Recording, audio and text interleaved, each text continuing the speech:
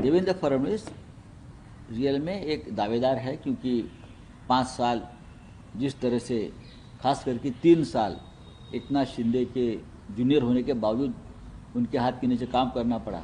अभी तक 7-8 दिन हो गए, इतना भारी बहुमत होने के बावजूद भी महाराष्ट्र जैसे बड़े राज्यों को मुख्यमंत्री नहीं मिल पाया है। 26 तारीख तक सरकार नहीं बनाई, इसलिए महाराष्ट्र में राष्ट्रपति शासन लगा देते ये लोग। एक साथ चुनाव लड़ा है तो कुछ समय निकालेंगे उनके साथ, बाद में उनकी पार्टी तोड़ देंगे।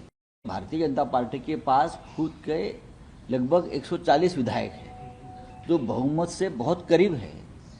हाँ, फिर भी 7 दिन के बाद भी ये बहुमत वाली एक जो महायुति है वो महाराष्ट्र को मुख्यमंत्री नहीं दे पा रही है। क्या कारण है, क्या चल रहा है आपस में? हम चाहते हैं कि अगर आपको बहुमत मिला है तो 24 घंटे में आपका मुख्यमंत्री तय होना चाहिए था, चाहे किसी भी पार्टी का हो, चाहे कोई भी हो। लेकिन मोदी और शाह जी को और उनके नेताओं को, पार्टी के मुख्यमंत्री तय करने में इतनी कठिनाई क्या है, यह हमारी जनता जानना चाहती है। एकनाथ शिंदे ने कल एक स्टेप बैक लेते हुए ये कहा कि मोदी शाह जो कहेंगे वो मंजूर है डिसीजन। और वो क्या कर सकते हैं? उनके सामने कौन सा विकल्प था, आप मुझे बता सकते हैं? देखिए, ये बहुत ही दुर्भाग्यपूर्ण है। वो बाला साहेब ठाकरे जी का नाम लेते हैं, शिवसेना नाम से राजनीति करते हैं, लेकिन उसके भविष्य का फैसला दिल्ली से होता है। बाला साहेब ठाकरे जी की शिवसेना का भविष्य कभी दिल्ली में तय नहीं हुआ, मुंबई में तय हुआ है। हम कभी दिल्ली में नहीं गए। अटल जी थे, अडवाणी जी थे, और भी नेता थे।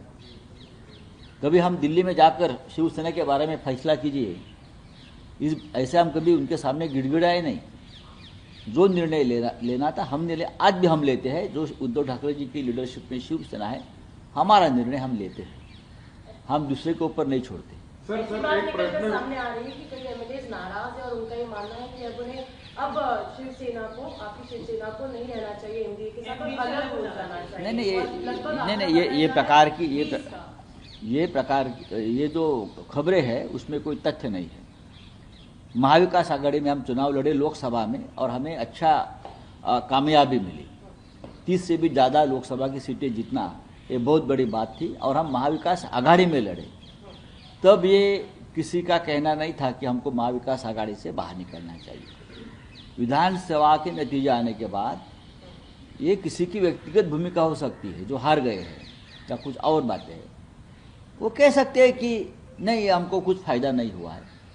लेकिन जिस तरह से ईवीएम का घोटाला सामने आ रहा है, जिस तरह से पैसों का इस्तेमाल हुआ है, तो उनकी जो हालत है वो सबकी बुरी हुई है। कांग्रेस को भी उसका धक्का बैठा है, एनसीपी को बैठा है, पवार साहब जैसे बड़े नेता को, हमको भी बैठा है। हम तीनों को मिलकर उस बारे में एक साथ बैठकर चर्चा करनी है। सर, आगामी ज्या स्थानिक स्वराज्य संस्थांच्या निवडणुका आपने भी कहा कि बीएमसी की भी रचना है, उसके लिए अभी हालांकि बहुत समय है, लेकिन आप उसमें अभी विधानसभा और लोकसभा 5 साल के बाद आएगी। 5 साल है, बहुत समय है। सबसे पहले हमारे सामने मुंबई महानगर पालिका, और मुंबई से लेकर 14 महानगर पालिका, पुणे है, नासिक है, नागपुर है, संभाजीनगर है, हाँ, 14 महानगर पालिका, वो हमारे सामने बहुत बड़ा चैलेंज है। सबसे बड़ा चैलेंज मुंबई का है। हम उस बारे में सोच रहे हैं कि हमको मुंबई में लड़ना है अब, और किस प्रकार से लड़ना है। देवेंद्र फडणवीस ये मुख्यमंत्री के रेस में फ्रंट रनर है, आप इसको किस तरह से देखते हैं? देखिए, देवेंद्र, बात ऐसी है कि महायुति के पास इतना बहुमत है कि वो किसी को भी मुख्यमंत्री बना सकते हैं।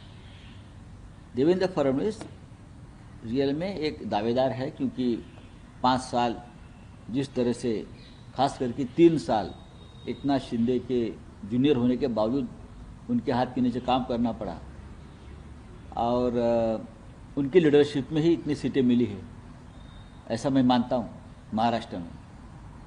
तो ज़रूर उनके कार्यकर्ता का आग्रह होगा, उनके पार्टी के जो प्रमुख लोग हैं वो भी चाहते होंगे कि देवेंद्र जी को मुख्यमंत्री बनना चाहिए। लेकिन निर्णय लेने का अधिकार उनके पार्टी में जो होता है वो दिल्ली में होता है।